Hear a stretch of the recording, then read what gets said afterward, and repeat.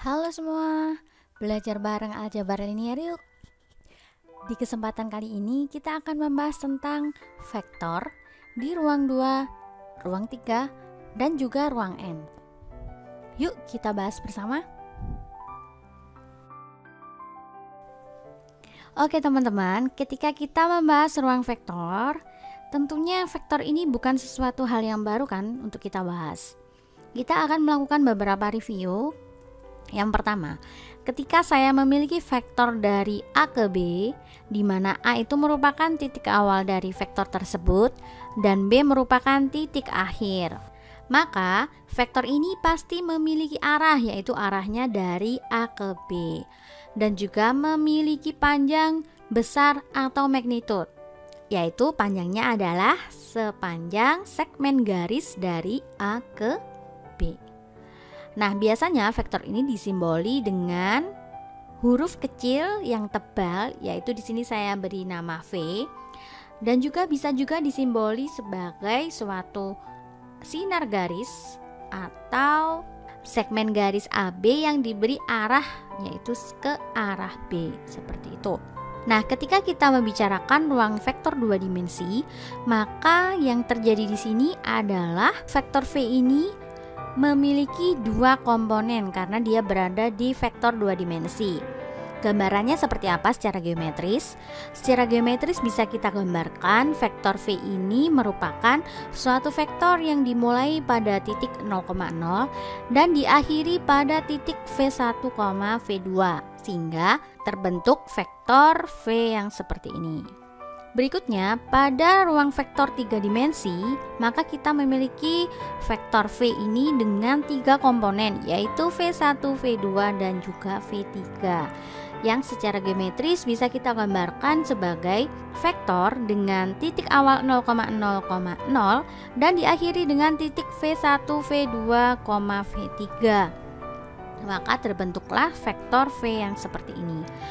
Bagaimana dengan vektor di ruang N? Maka akan sama, akan ada sebanyak N komponen, yaitu V1, V2, V3 hingga Vn sebagai pasangan terurut sebanyak N atau merupakan N tuple. Seperti itu teman-teman. Berikutnya kita akan membahas tentang kesamaan vektor. Jadi kapan sih dua vektor itu dikatakan sama? Jadi dua vektor itu dikatakan sama ketika vektor itu memiliki panjang dan juga arah yang sama. Jadi ketika arah dari kedua vektor itu sama seperti ini dan panjangnya juga sama sepanjang ini, maka dapat dikatakan bahwa vektor tersebut sama atau V sama dengan W. Secara definitif bisa kita katakan ketika vektor V dan juga vektor W itu ada di ruang N, maka komponen dari V itu adalah V1, V2, V3 hingga Vn, dan komponen dari W itu W1, W2, W3 hingga Wn. Maka bisa kita katakan W sama dengan V kalau setiap komponen-komponen yang bersesuaian juga bernilai sama, yaitu V1 sama dengan W1, V2 sama dengan W2, hingga Vn sama dengan Wn. Maka secara otomatis bisa kita tuliskan bahwa V ini sama dengan W, teman-teman. Oke, kita lanjutkan. Bagaimana dengan vektor 0? Jadi vektor 0 itu merupakan vektor yang didefinisikan sebagai setiap vektor yang komponen-komponennya bernilai 0. Artinya di sini vektor tersebut memiliki panjang 0 dan juga tidak memiliki arah. Secara simbolis bisa kita katakan bahwa vektor 0 itu isinya adalah 0, 0 hingga 0 sebanyak N tuple. Nah, N tuple ini artinya dia ada di mana? Di ruang N, seperti itu. Jadi kalau misalkan di ruang 2 isinya vektor 0 itu apa? Isinya adalah 0,0. Kalau di R3 apa? Berarti 0,0,0. Begitu seterusnya. Nah, berikutnya, kalau dari tadi kita membahas ketika vektor itu melalui titik 0 atau dengan kata lain titik awalnya itu 0, bagaimana jika kita memiliki vektor yang diawalinya tidak pada titik 0? Maka di sini bisa kita peroleh pada deskripsi gambar ini, ketika kita memiliki P1 komponennya adalah X1, Y1 dan P2 komponennya adalah X2, Y2.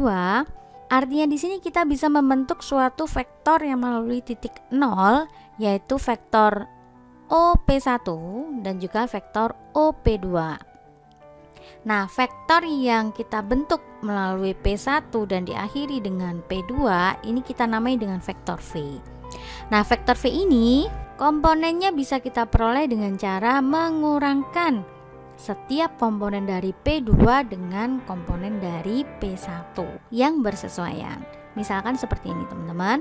Kalau di ruang 2, maka kita memiliki vektor P1 ke P2 itu berisi X2 kurangi X1 dan juga Y2 kurangi 1. Lain halnya kalau kita punya vektor di ruang 3, kita kurangkan setiap komponen-komponen yang bersesuaian dari P1 dengan komponen yang ada di P2. Sehingga kita peroleh nilainya adalah X2 kurangi X1 dan Y2 kurangi 1 dan juga yang terakhir Z2 kurangi 1. Sehingga bagaimana jika terjadi di ruang Rn, maka sama caranya kita harus mengurangkan setiap komponen yang ada di titik P2 dengan komponen yang ada di titik P1 yang bersesuaian, seperti itu. Nah, sekarang saatnya latihan. Silakan teman-teman coba temukan komponen dari vektor P1 ke P2, di mana P1-nya adalah 3,5 dan juga P2-nya adalah 2,8. Silakan dicoba ya. Berikutnya, kita akan membahas tentang penjumlahan dan pengurangan vektor. Tentunya teman-teman masih ingat kalau penjumlahan itu bisa menggunakan dua aturan, yaitu aturan cacar kenjang dan juga aturan segitiga. Untuk aturan cacar kenjang, kita bisa menggunakan vektor V dan juga vektor W sebagai sisi-sisi dari cacar kenjang, yang bermakna bahwa titik akhir dari V dan W itu kita letakkan di titik yang sama. Kemudian kita membuat jajar kenjang yang diperoleh dari sisi lain yang sejajar masing-masing dengan vektor V dan vektor W, sehingga akan bertemu satu titik di pojok sini yang akan menjadi titik akhir dari vektor V plus W, sehingga terbentuklah vektor V plus W seperti ini.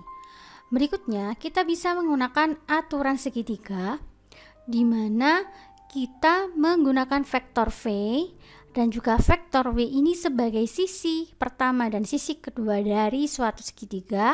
Kemudian kita akan memperoleh vektor V plus W itu sebagai sisi yang ketiga, seperti itu. Jadi teman-teman mau pakai aturan jajar kenjang ataupun aturan segitiga, vektornya akan tetap sama, arahnya dan besarnya akan tetap sama, yaitu V plus W. Nah, untuk melihat sifat kekomutatifan dari V plus W atau penjumlahan di dalam vektor, kita bisa amati di sini. Misalkan kita menggunakan aturan segitiga untuk memperoleh V plus W, kita bisa mempunyai segitiga yang atas ini ya. Nah, ini V plus W-nya adalah vektor yang ini. Kemudian, untuk melihat hasil penjumlahan dari W plus V, kita bisa memperoleh sisi yang ketiga dari segitiga vektor W dan vektor V ini adalah V plus V yang ternyata sama dengan vektor V plus W. Artinya di sini penjumlahan vektor itu bersifat komutatif karena di sini kita peroleh bahwa V plus W itu sama dengan W plus V.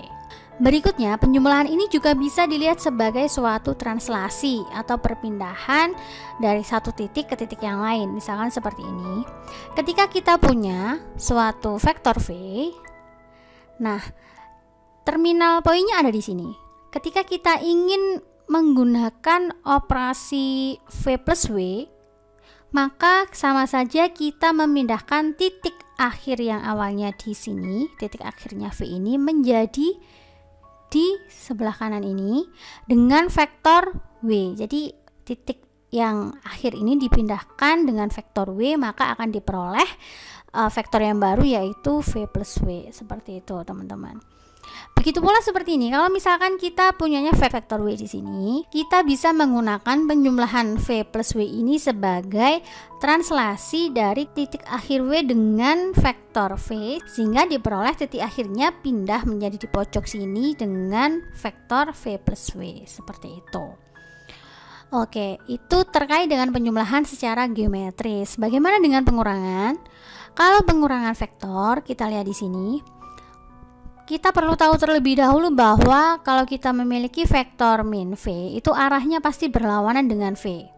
Sehingga kalau V-nya arahnya ke atas ini agak nyerong, maka min V-nya ini akan berlawanan arah dengan V, sehingga arahnya ke bawah agak nyerong ke kiri kayak gitu. Nah, hal ini yang akan kita gunakan di dalam mendefinisikan pengurangan di dalam vektor. Jadi kita bisa menggunakan aturan jejar genjang atau juga aturan segitiga. Nah, dengan menggunakan aturan jejar genjang, kita bisa menggunakan min V ini sebagai pengurangan dari vektor. Misalkan kita punya W min V itu sama saja kita mengurangi V dengan vektor V. Kalau kita kurangi berarti sama aja kita bawa ke, kalau vektor V itu ke arah kanan, berarti dari V ini vektor V kita bawa ke arah lawannya vektor V. Nah, berarti kan ke kiri sini nih, atau ini. Nah, berarti vektor W min V-nya kita peroleh dari titik yang akhir yang sama di sini, kemudian kita tarik ke sini. Ini kita sebut dengan vektor W min V. Nah, dari sini kita peroleh bahwa ternyata pengurangan vektor itu bisa dimaknai sebagai penjumlahan dari vektor dengan lawannya, kayak gitu. Bisa difahami ya teman-teman ya. Nah, berikutnya kita akan bisa menggunakan aturan segitiga juga di dalam konsep pengurangan. Misalkan kita ingin memiliki vektor W dikurangi V, berarti kita punya W ke sini. Ya, kalau penjumlahan kan biasanya kita lanjutkan dari endpointnya atau titik akhir dari W ini kita lanjut. Nah, ini enggak. Jadi kita berangkat dari titik yang sama, yaitu W ke arahnya W, V juga ke arahnya V. Nah, maka W min V itu bisa kita lihat sebagai sambungan dari titik akhirnya V ini kita bawa ke titik akhirnya W, maka kita peroleh W min V ini vektornya seperti ini.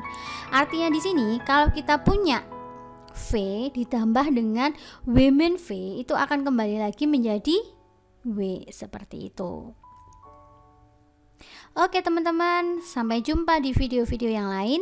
Terima kasih. Jika ada pertanyaan, silahkan hubungi kontak di sini ya. Bye-bye. Jangan lupa subscribe.